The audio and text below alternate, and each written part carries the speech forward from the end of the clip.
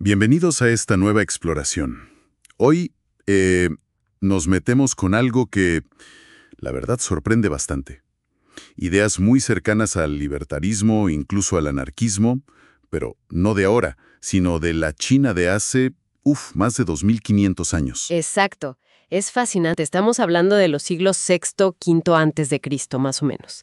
Y bueno, en esa época había como tres grandes escuelas de pensamiento político, económico compitiendo. A ver, recuérdanos cuáles eran. Pues mira, estaban los legalistas, que su foco era total en fortalecer al Estado, darle más y más poder. Luego los confucianos, que buscaban como un punto medio, ¿no? Un gobierno de burócratas sabios, ilustrados. Entiendo. Y la tercera, que es la que nos interesa hoy, es la taoísta. Ellos iban por otro lado. Querían reducir al mínimo la intervención del Estado. O bueno, incluso eliminarla. Podríamos decir que ahí están los primeros libertarios. Qué interesante. Entonces, la idea hoy es escarbar un poco en esas ideas pioneras del taoísmo y quizás de alguien más influido por ellos después. Ver qué decían sobre el individuo, el gobierno, la economía. Empezamos con Lao Tse. Es como la figura central del taoísmo inicial, ¿no? Claro, perfecto. Para Lao Tse, el fin último de todo análisis era la felicidad del individuo, simple y complejo a la vez. Y cualquier cosa, ya sea una institución como la moneda o el gobierno mismo, se juzgaba por eso. ¿Ayuda o perjudica la felicidad? O sea, la moneda sería buena si facilita las cosas, si nos hace la vida más fácil y feliz. Exacto. Si facilita el intercambio, ahorra esfuerzo, pues contribuye a la felicidad. Y por la misma lógica, un gobierno que se mete demasiado, que interviene mucho. Sería negativo. Ahí entra su concepto famoso, el Wu Wei, ¿verdad? Justamente, el Wu Wei, la no acción o la acción sin esfuerzo.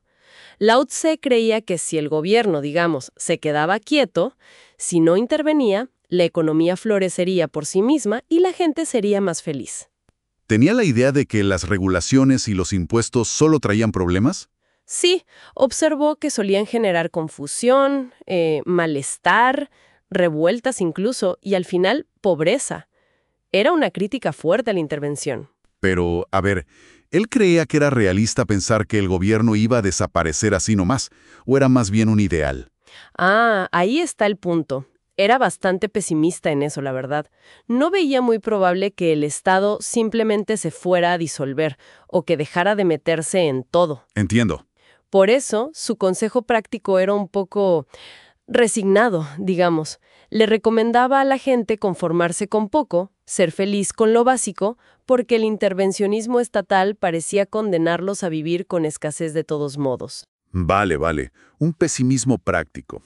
Y de ahí, de esa base, saltamos a Chuang Tze, que entiendo fue discípulo de Lao Tse, pero llevó las cosas bastante más lejos.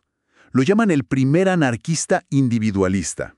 Sí, Chuang Tze es una figura clave para entender esta radicalización. Su concepto central era el de orden espontáneo. Él estaba convencido de que una sociedad dejada en libertad, sin gobierno, alcanza una armonía, una perfección que ninguna regulación o planificación puede siquiera imaginar. Suena muy radical, ¿sí? Lo era. Su postura era tajante. No hace falta un gobierno para manejar cosas que, en realidad, no necesitan ser gobernadas. Decía que la gente libre, por naturaleza, trabaja, coopera, no se rebela. Es la interferencia del Estado la que crea los problemas, los conflictos. Y no se cortaba en sus críticas por lo que leí. Para nada. Tenía frases muy directas, muy filosas. Hay una muy famosa que compara al gobierno con un ladrón. Dice algo como: un ladronzuelo roba algo pequeño y acaba en la cárcel. Pero un gran bandido roba un país entero y se convierte en jefe de Estado. ¡Wow! Durísimo. Una crítica frontal a la legitimidad del poder basado en la fuerza. Totalmente. Y siguiendo esa línea tan crítica, tiempo después aparece Pao Ching-yen, que le añade como una dimensión histórica a esta crítica anarquista. ¿Qué decía él? Bueno, Pao Ching-yen pintaba un cuadro de un pasado idealizado, una especie de edad dorada sin Estado, donde la gente vivía según los ritmos de la naturaleza, en paz.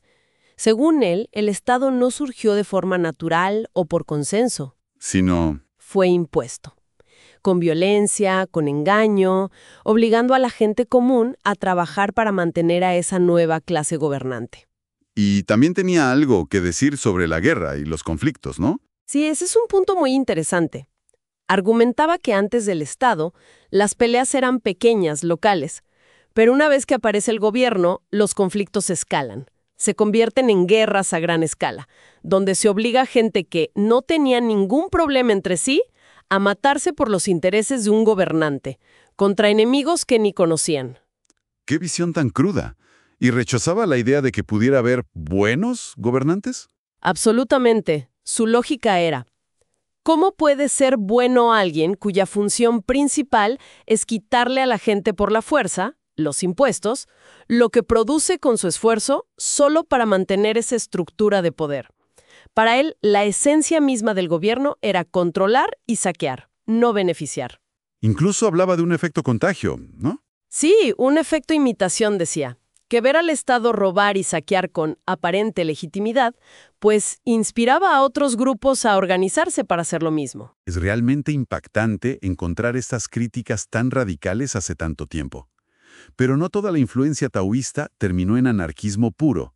Mencionaste a Sima Qian, un par de siglos después. Él tenía otra perspectiva, ¿cierto? Más enfocada en la economía. Así es.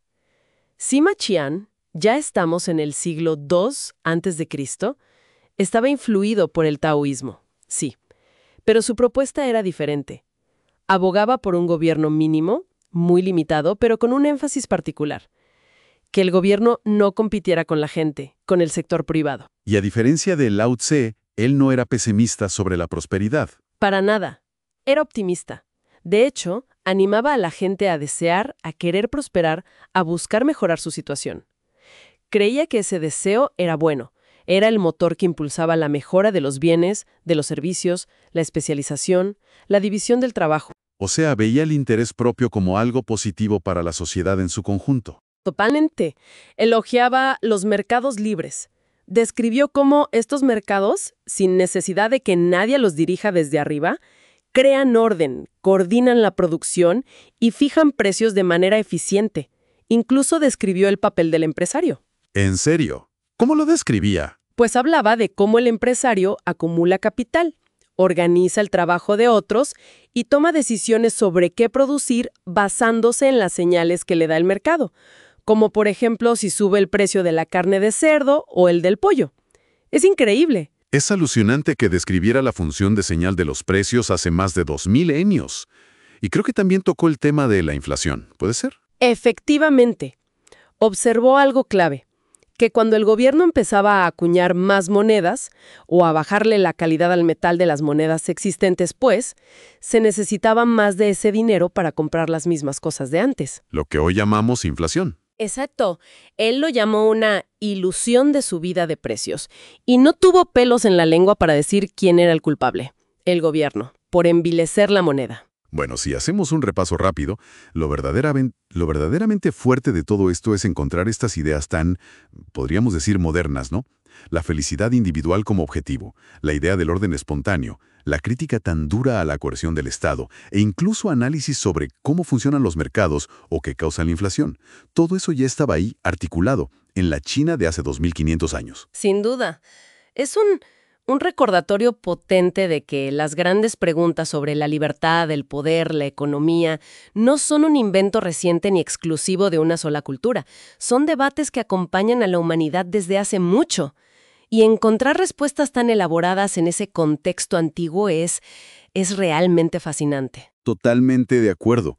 Y quizás para dejar pensando a quienes nos escuchan, si estas ideas taoístas, ya sea la del gobierno mínimo de Sima Qian o incluso el anarquismo de Chuang Tze, hubieran tenido más peso histórico, si hubieran prevalecido sobre otras, ¿cómo sería el mundo hoy? ¿Cómo se habrían desarrollado nuestras sociedades, nuestras economías? Una pregunta abierta, ¿no? Una pregunta enorme, sí, para reflexionar.